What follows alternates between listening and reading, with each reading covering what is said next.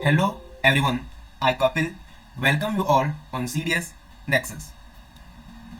Today we are going to solve previous year question of CDS examination. Okay, okay. So watch this video till the end if you wanted to crack this examination. Okay, you will get some insight from this video how to solve question related to remainder. So let's begin. We have to divide 3 to the power 10 by 7. तो अगर ऐसा question आता है तो सबसे मुझे इसको इस फॉर्म में लिखना है, ठीक है, या फिर इस फॉर्म में लिखना है, और ये दोनों आपस में मल्टीपल होने चाहिए, ठीक है, ठीक है। अब देखो अगर मैं 3 को ऐसे लिखता हूँ, 3 की पावर मेरा 3 और यहाँ पे 3, किसी को कोई दिक्कत है? नहीं, मैंने बिल्कुल इसको बस एक अदर वे में लिखा है, ठीक है, वो हम लिख सकते हैं। अब देखो अब ये 27 है तो 27 को क्या मैं 21 माइनस 28 माइनस 1 लिख सकता हूँ, जी लिख सकता हूँ, और यहाँ पे इंटू में था ही। अब देखो यहाँ पे माइनस, ये इससे पूरा क्या हो जाएगा, डिवाइड हो जाएगा, और ये ऐसे और ये और ये। अब यहाँ पे -3/7 आएगा।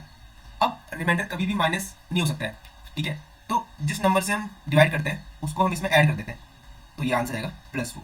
तो हमारा रिमाइंडर क्या आ चुका है, +4।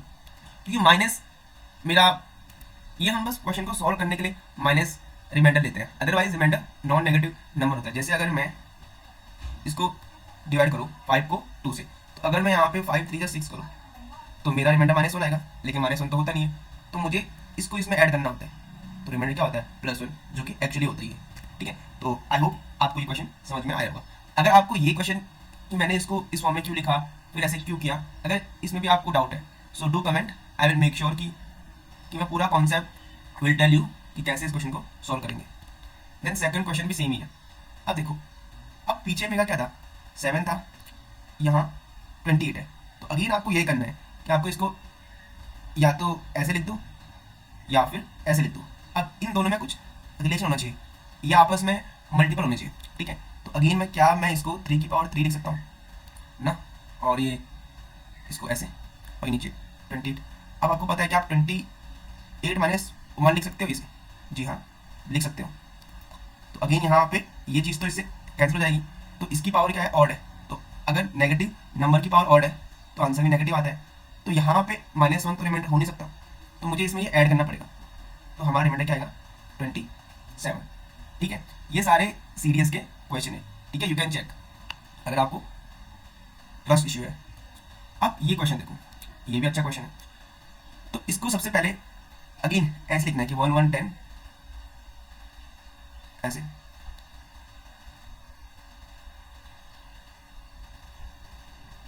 ऐसे लिखते हैं इसको। अब देखो अब आपको पता है ये वाला तो जब 5 से डिवाइड करेंगे पूरा हो जाएगा, तो ये 1 की पावर और यहाँ पे 2 की पावर, ये तो मल्टीपल है ना, ये मल्टीपल है, तो ये पूरे क्या होते हैं, डिवाइड हो जाते हैं, और यहाँ से ये आ गया।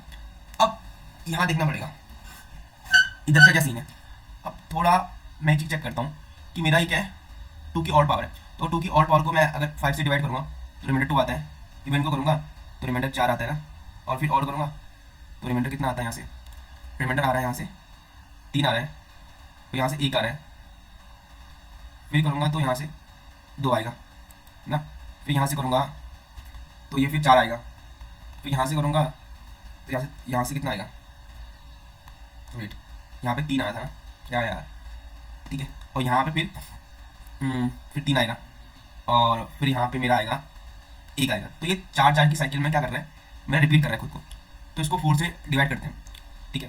तो 4 8 32, 4 3 12, तो ये अगेन यहाँ से शुरू होगा, यहाँ पे से ये शुरू होगा, क्योंकि देखो अब ये मेरा 332 है, तो ये यहाँ पे आएगा ना, फिर अगेन यहाँ से स्टार्ट होगा, तो यहाँ पे रिमाइंडर 2 आएगा।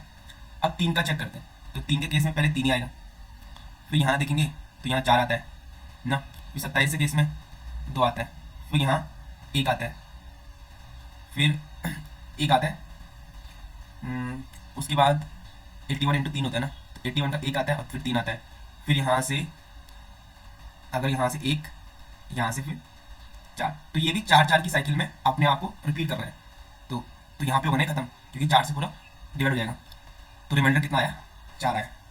ठीक है, तो ये काफ़ी अच्छा क्वेश्चन था। इसको हम एक और वे से भी सॉल्व कर सकते हैं, बट मेरे को अभी जो वे आया मैंने उसी वे से किया है। ठीक है, ठीक है। अब ये क्वेश्चन देखिए, काफ़ी अच्छा क्वेश्चन है। अब सबसे पहले आपको पता होना चाहिए इवन प्लस इवन मेरा इवन होता है, ऑड प्लस ऑड मेरा इवन होता है, ऑड प्लस इवन मेरा ऑड होता है। ठीक है, ठीक है। अब दूसरी बात कि 111 के फैक्टर 37 इंटू 3 होते हैं। अब देखो, ये मेरा ऑड नंबर है, ये मेरा ऑड नंबर है, तो ऑड नंबर की पावर आप कुछ भी कर दो तो आंसर ऑड आएगा, तो ऑड ऑड मिलकर इवन होंगे, होंगे कि नहीं होंगे, जी होंगे। तो ये 2 से पक्का क्या होगा, डिवाइड होगा। अब 2 से डिवाइड होगा तो ये ऑप्शन गया, सॉरी यहाँ ना, ये ऑप्शन क्यों जाएगा, ये हाँ ये ऑप्शन गया ना भाई, ये ऑप्शन गया। अब फिर भी 3 ऑप्शन है, अब तुक्का मारो नहीं। अब देखो, अब क्या आप इस क्वेश्चन को ऐसे ले सकते हो, 115 ये और ये ना, यहाँ से 11 ये और ये, बस आपको मल्टीपल दिख गया, मल्टीपल दिख गया ना, 3 से डिवाइड होगा और 37 से भी डिवाइड होगा, तो इसका आंसर होगा 1 2 3। आई होप आपको ये क्वेश्चन समझ में आया होगा। अगर आपको नहीं आया, I will make separate video to give very good explanation. Okay, I can explain very well, but अभी मैं सो के उठा हूँ तो कांट गिव गुड एक्सप्लेनेशन। अब देखो, अब सेम क्वेश्चन है, तो क्या आप इसको 66 माइनस 1 लिख सकते हो, जी हाँ लिख सकते हो। तो ये चीज़ तो इससे डिवाइड हो रही है, तो ये बचा, तो माइनस तो रिमाइंडर हो नहीं सकता है, इसको ऐड करो तो आंसर क्या आएगा, 10 आएगा। आई होप आपको ये वीडियो अच्छी लगी हो। अगर आपको रिमाइंडर की कॉन्सेप्ट की वीडियो चाहिए, डू कमेंट, कोई कमेंट नहीं करता, so why I will make video to teach whole concept. Okay, just make sure you write that we want remainder concept video. Okay, especially for CDS student and UPSC CSET student, क्योंकि उनके पास भी ये reminder concept बहुत आता है।